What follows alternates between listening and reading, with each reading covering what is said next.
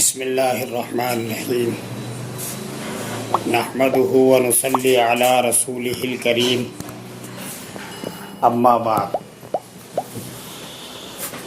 واجب الاحترام بزرگوں اور دینی بھائیوں، اللہ کا احسان ہے کہ اللہ نے ہمیں اہل سنت والجماعت حنفی بننے کی توفیق عطا فرمائی، اور ہمارے اسلام میں ایک چوتھا نام ہے دیوبندی۔ تو پورا نام اہل سنت والجماعت حنفی دیوبندی۔ اہل سنت میں ہماری نسبت حضور اکرم صلی اللہ تعالی علیہ وسلم کی طرف، اور والجماعت میں ہماری نسبت حضرات اہل بیت اور صحابہ کرام کی طرف۔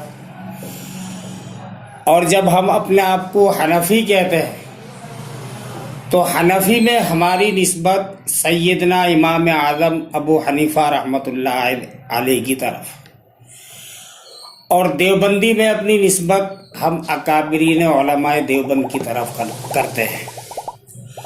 بہرحال آپ حضرات کے سامنے ایک بات مجھے یہ رکھنی ہے۔ اکثر و بیشتر کئی دوستوں میں بیٹھے اس طرح کی باتیں ہو جاتی ہے، بحث مباحثہ بھی ہو جاتا۔ دنیا میں ایک طبقہ ہے رضا خانیوں کا۔ رضا خانی ان کو اس لیے کہا جاتا ہے کہ ایک صاحب آج سے تقریباً 150 سال پہلے ہمارے ملک میں پیدا ہوئے، جن کو دنیا مولوی احمد رضا خان بریلوی کے نام سے جانتی ہے۔ تو یہ رضا خانی انہی کے ماننے والے لوگ ہیں، اور انہی کی نسبت سے ان کو رضا خانی کہا جاتا ہے۔ بعض لوگ ان کو بریلویت کے نام سے بھی جانتے ہیں۔ اس کی وجہ یہ ہے کہ مولوی احمد رضا خان بریلی کے ہی رہنے والے تھے۔ بریلی ایک شہر ہے اتر پردیش کا۔ تو بعض لوگ ان کو بریلوی کہتے ہیں، بعض لوگ ان کو رضا خانی کہتے ہیں۔ اور آپ یقین کریں کہ دنیا کا سب سے جھوٹا طبقہ یہ ہے۔ انہوں نے ایسے ایسے الزامات اکابرین علماء دیوبند پہ اور ان کے ماننے والے دیوبندی حضرات پہ لگائے، بہت عجیب و غریب، بہت عجیب و غریب۔ بہرحال زیادہ تر جس بات کو لے کے یہ شور شرابہ کرتے ہیں یا ایک بحث مباحثے کا موضوع بنتا، وہ یہ بنتا ہے کہ دیوبندی حضرات فاتحہ اور درود شریف کے مخالف ہیں یا منکر ہیں۔ اب یہ بات کسی کو سمجھ میں آنے والی نہیں، لیکن پھر بھی ہمارے بہت سے لوگ پریشان ہو جاتے کہ بھائی ہم فاتحہ بھی پڑھتے ہیں، درود بھی پڑھتے ہیں، اس کے باوجود ہمیں یہ کہا جاتا ہے کہ ہم فاتحہ کے مخالف، درود کے مخالف، اور جو سچی بات ہے اس کو وہ کہتے نہیں ہیں۔ اصل جو جھگڑا ہے اس کو وہ بتاتے نہیں ہیں، اور بتاتے اسی لیے نہیں ہے، ان کی مجبوری ہے، کیونکہ اگر اصل جھگڑا وہ بتائیں گے تو اس پر کوئی یقین کرے گا نہیں، کوئی مانے گا نہیں ان کی بات کو۔ تو انہوں نے ایک شور مچانا شروع کر دیا کہ یہ جتنے دیوبندی حضرات ہیں یہ سب فاتحہ کے اور درود کے مخالف ہیں۔ اس کی ایک مثال سمجھو، ابھی موجودہ دور کے اندر ہے، یعنی ہمارے ملک میں جو حکومت ہے، آپ حکومت کی کسی بھی پالیسی کی مخالفت کرو یا وزیر اعظم کی مخالفت کرو، ایک طبقہ کام کر رہا جنہیں عام طور سے اندھ بھکت کے نام سے جانا جاتا، وہ ایک شور مچاتے کہ جی یہ ملک کی مخالفت کری ہے انہوں نے۔ حالانکہ سچی بات یہ ہے کہ ملک کی مخالفت نہیں کری ہے، حکومت کی غلط پالیسی کی مخالفت کری ہے، یا وزیر اعظم کے کسی غلط فیصلے کی مخالفت کری، اور اس کا حق ہے، لیکن ایک شور مچایا جاتا۔ بس یہی کام یہ طبقہ رضا خانیوں کا کر رہا ہے دیوبندیوں کے ساتھ۔ اصل بات یہ ہے کہ جو انہوں نے طریقہ اپنے پاس سے بنایا درود پڑھنے کا، فاتحہ پڑھنے کا، اور جو وقت انہوں نے طے کیا اس طریقے کی اور اس وقت کی مخالفت ہے. درود کی اور فاتحہ کی کوئی مخالفت نہیں. اور دنیا کا کوئی مسلمان نہ فاتحہ کی مخالفت کر سکتا نہ درود کی مخالفت کر سکتا. اب وہ اصل بات بتاتے نہیں کہ جی یہاں مخالفت ہمارے طریقے کی ہے. اب دیکھو آپ کسی مجلس میں بیٹھے, آپ بیان سن رہے, حدیث سن رہے, اور وہاں حضور اکرم صلی اللہ تعالی علیہ وسلم کا نام مبارک لیا گیا. مجمع میں جتنے لوگ بیٹھے ان سب نے جواب میں صلی اللہ علیہ وسلم کہا.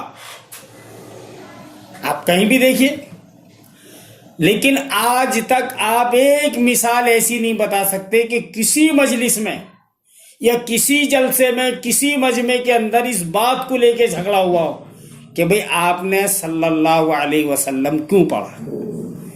بتاؤ, دنیا کے کسی ملک میں, کسی شہر میں, کسی جلسے میں, کسی کہیں بھی ایک واقعہ آپ بتا دیں کہ حضور اکرم صلی اللہ تعالی علیہ وسلم کا نام لیا گیا, لوگوں نے جواب میں صلی اللہ علیہ وسلم کہا, اور یہ کہنے پہ پھر جھگڑا ہوا. تو کہاں ہے درود کی مخالفت؟ اصل بات وہ بتانے رہے. ایک مثال سے بات سمجھیں آپ. اللہ نے آپ کو توفیق دی, آپ روزانہ 2 پارے تلاوت کرتے ڈیلی, یہ آپ کا معمول ہے. اور اللہ نے مجھے توفیق دی ہے, میں 1 پارے کی تلاوت کرتا. ثواب آپ کو بھی مل رہا قرآن کی تلاوت کا, اور ثواب مجھے بھی مل رہا. یہ الگ بات ہے کہ آپ 2 پارے پڑھ رہے ہیں, میں 1 پارا پڑھ رہا ہوں. اگر کوئی بندہ آدھا پارا پڑھے اس کو بھی ثواب ملے گا. لیکن جو 2 پارے پڑھنے والا اگر وہ یہ کہہ دے کہ نہیں جی 1 پارا تلاوت کرنا تو کہیں بھی ثابت نہیں ہے, تلاوت تو 2 پاروں کی ہونی چاہیے, تو یہ جو اصول اور قانون ہے یہ خود بنا رہا. شریعت کے اندر ایسا کچھ بھی نہیں ہے. آپ 5 پارے پڑھو, پورا قرآن پڑھو, 2 پڑھو, 1 پڑھو, آدھا پڑھو, جتنی اللہ آپ کو توفیق دے ہمت آپ پڑھو. لیکن آپ کوئی اصول طے نہیں کر سکتے کہ اتنا ہی پڑھنا ہے تو ثواب ملے گا ورنہ نہیں. اب وہ شخص باہر نکل کے یہ تو کہنا کہ جی میں نے جو اصول بنایا اس کی یہ مخالفت کر رہا, بلکہ وہ سیدھا سیدھا یہ کہتے جی قرآن پڑھنے کی مخالفت کر رہا, تو یہ بات تو غلط ہے نا. پھر تو ان لوگوں کو سچ کہنا چاہیے کہ نہ یہ درود کے مخالف ہیں نہ فاتحہ کے. ہاں, جو طریقہ ہم لوگوں نے ایجاد کرا اس کی یہ مخالفت کرتے ہیں, جو وقت ہم نے طے کرا اس کی یہ مخالفت کرتے ہیں. اسی پہ ایک واقعہ سن لیں آپ. ہمارے پڑوسی ملک پاکستان میں ایک بہت بڑے عالم دین گزرے, حضرت مولانا محمد امین صفدر اکاڑوی رحمۃ اللہ علیہ. یہ بہت بڑے مناظر تھے اور تقریباً تمام باطلوں کے خلاف اور تمام مذاہب کے خلاف انہوں نے مناظرے, ہندوؤں کے خلاف, عیسائیوں کے خلاف, شیعوں کے خلاف, اور جتنے بھی فرقہ باطلہ ہیں سب کے خلاف انہوں نے تقریباً مناظرے کرے. اور الحمدللہ اللہ نے انہیں ہر مناظرے میں فتح بھی عطا کی ہے. مولانا پرائمری اسکول کے ٹیچر تھے, ماسٹر. ان کا جو ہیڈ ماسٹر تھا وہ بریلوی تھا, یعنی رضا خانی. تو اس سے ملنے کے لیے کوئی بریلوی عالم آیا ایک دن ان کے اسکول میں.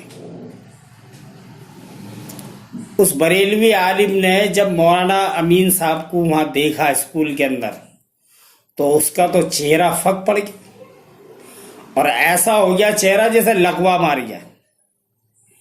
بس اس نے پوچھا, ہیڈ ماسٹر صاحب یہ آپ کے اسکول میں پڑھا تھا؟ تو ہیڈ ماسٹر صاحب نے کہا ہاں بھئی یہ تو امین صاحب ہیں اور ہمارے اسکول کے ٹیچر ہیں. کہا یہ تو سننی نہیں ہے. تو ہیڈ ماسٹر صاحب نے مولانا کو بلایا اور مولانا سے پوچھا کہ مولانا یہ ہمارے مولانا آئے ہیں اور یہ فرما رہے کہ آپ سننی نہیں ہیں.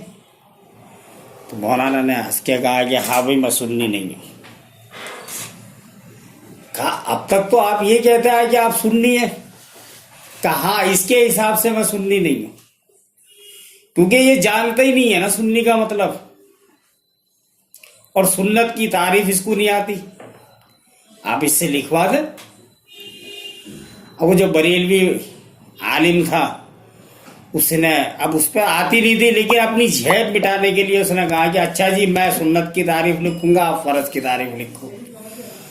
تو مولانا کو آتی تھی. مولانا نے ماشاءاللہ وہ جلدی سے کاغذ میں لکھی اور وہ لکھ کے ہیڈ ماسٹر صاحب کی جیب میں پرچہ ڈال دیا اور کہا کہ ماسٹر صاحب اس کو نہ دکھانا، اپنے کسی بڑے عالم کو دکھانا اور پوچھ لینا کہ فرض کی یہ تعریف صحیح ہے یا غلط. اب اس کو بولو کہ یہ سنت کی تعریف لکھے. اب اس کو تو آتی نہیں تھی، وہ لکھے کہاں سے بیچارہ، کیونکہ جو شور شرابہ کرنے والے ہیں وہ تو سنی نہیں ہوتے نا. تو اس نے کہا کہ جی بس یہ لکھنا وکھنا چھوڑو، اصل بات یہ ہے یہ سنی اس لیے نہیں ہے، یہ درود شریف نہیں پڑھتے. تو مولانا نے کہا ہیڈ ماسٹر صاحب سے کہ ہیڈ ماسٹر صاحب اسکول میں میرے پاس ایک پیریڈ دینیات کا بھی ہے، میں بچوں کو دینیات بھی پڑھاتا ہوں اسکول میں، اور اس پیریڈ کے اندر یعنی اس گھنٹے کے اندر میں نماز کا طریقہ بھی سکھاتا ہوں بچوں کو، اور نماز میں ظاہر سی بات ہے درود شریف بھی پڑھی جاتی ہے، وہ بھی بچوں کو میں یاد دلاتا ہوں. تو یہ مولانا پھر کیسے کہہ رہے ہیں میں درود شریف نہیں پڑھتا ہوں؟ اور اس کے علاوہ بھی الحمدللہ میں صبح شام 3 تسبیح درود شریف کی بھی پڑھتا ہوں، اور ہر نماز میں ہم درود شریف پڑھتے ہیں. تو بریلوی عالم نے جلدی سے کہا کہ نہیں جی اصل بات یہ کھڑے ہو کے نہیں پڑھتے، کھڑے ہو کے یعنی ٹھہر کے. تو مولانا امین صاحب نے فرمایا کہ ہم تو جنازے میں کھڑے ہو کے پڑھتے. کیا آپ کسی دیوبندی کو آپ نے جنازہ پڑھتے ہوئے نہیں دیکھا آج تک؟ بھائی جنازے میں جو ہم درود پڑھتے ہیں وہ کھڑے ہو کے پڑھتے ہیں. اب اس نے کہا کہ جی اصل بات یہ ہے کہ اذان سے پہلے یہ درود نہیں پڑھتے. تو مولانا امین صاحب نے کہا اب آیا تو اصل مقصد پہ اب آیا تو. اور پھر مولانا امین صاحب نے ہیڈ ماسٹر صاحب نے کہا کہ دیکھو ماسٹر صاحب ساری دنیا کے مسلمان نماز کی حالت میں بیٹھ کے درود پڑھتے ہیں نماز کی آخری رکعت میں. تو بالکل، اور جنازے میں سارے مسلمان کھڑے ہو کے درود پڑھتے ہیں. بالکل صحیح بات ہے. یہ مولانا بھی حنفی ہیں اور میں بھی حنفی ہوں اور آپ بھی حنفی ہیں. ٹھیک ہے، تو یہ مجھے بتا دیں مولانا کہ نماز میں جو بیٹھ کے درود پڑھا جاتا ہے فقہ حنفی کے مطابق وہ کیا ہے، اس کا حکم کیا ہے؟ تو اس بریلوی مولوی نے جلدی سے کہا جی سنت ہے. کہا ٹھیک ہے. اور جنازے میں جو کھڑے ہو کے درود پڑھا جاتا اس کا حکم کیا ہے فقہ حنفی کے مطابق؟ وہ بھی سنت ہے. بہت اچھا. تو سنت پہ ثواب ملتا یا نہیں ملتا؟ جی بالکل ملتا. اب اذان سے پہلے جو درود پڑھا جاتا یہ کیا ہے آپ یہ بتا دیں. بھائی نماز میں بیٹھ کے پڑھنا یہ تو سنت تو نے مان لیا، اور جنازے میں کھڑے ہو کے پڑھنا یہ بھی سنت، یہ بھی تو نے مان لیا. تو اذان سے پہلے جو درود ہے یہ کیا ہے؟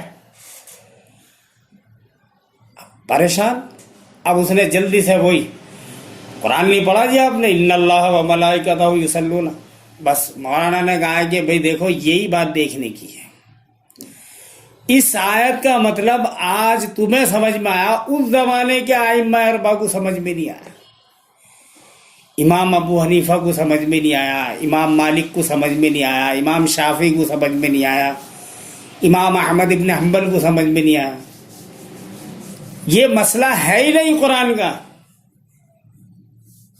اگر قرآن کا یہ مسئلہ ہوتا تو فقہا کی نظروں سے کبھی بھی پوشیدہ نہیں رہتا. جیسے دوسرے مسائل قرآن حدیث سے انہوں نے لکھ دیے اور فقہ میں امت کے حوالے کر دیے، یہ مسئلہ بھی نہیں بچتا اگر یہ مسئلہ ہوتا. تو اب قرآن کو تو اس نے اپنے لیے استعمال کرا ہے اپنی جان بچانے کو، فوراً فقہ حنفی کو چھوڑ کے وہاں بھاگا. پھر اس نے جلدی سے اپنی جان بچانے کو کہا کہ جی اصل اذان سے پہلے جو درود ہے یہ مباح ہے، مباح. تو مولانا نے فرمایا کہ بھئی ماسٹر صاحب کو مباح کی تعریف نہیں آتی، مباح کا مطلب نہیں پتا، تو ذرا وہ بھی آپ بتا دیں. کہا جی مباح آپ ہی سمجھا دیں. تو مولانا امین صاحب نے کہا کہ دیکھو مباح اس کام کو کہتے ہیں جس کے کرنے پہ کوئی ثواب نہ ہو اور چھوڑنے پہ کوئی گناہ نہ ہو. کرنے پہ کوئی ثواب نہیں اور چھوڑنے پہ کوئی گناہ نہیں. جیسے انہوں نے مثال دی، جیسے کتے لے کے شکار کو چلا جا، اب نہ تو اس پہ کوئی ثواب ہے نہ گناہ، پھرتا رہے ٹائم خراب کر رہا. گدھے کی سواری. اب مولانا نے اس بریلوی مولوی سے پوچھا جی مباح کی مثالیں صحیح ہیں؟ نو جی بالکل صحیح ہیں. اب انہوں نے ان سے کہا کہ ہیڈ ماسٹر صاحب مسئلہ سمجھ میں آ گیا، آپ نماز میں جو درود بیٹھ کے پڑھا جاتا اس پہ ثواب ملتا ہے یہ کہہ رہا، اور جنازے میں جو کھڑے ہو کے درود پڑھا جاتا اس پہ بھی ثواب ملتا ہے، لیکن اذان سے پہلے جو درود پڑھا جاتا اس پہ کوئی ثواب نہیں ملتا. اور سب سے زیادہ جھگڑا ان کا اسی پہ. بہرحال انشاءاللہ اگر موقع ملا اسی تعلق سے اللہ نے چاہا تو آئندہ جمعے میں بات کریں گے. اللہ ہمیں حق بات سمجھنے کی پھر اس پر عمل کرنے کی توفیق عطا فرمائے. وآخر دعوانا ان الحمد للہ رب العالمین.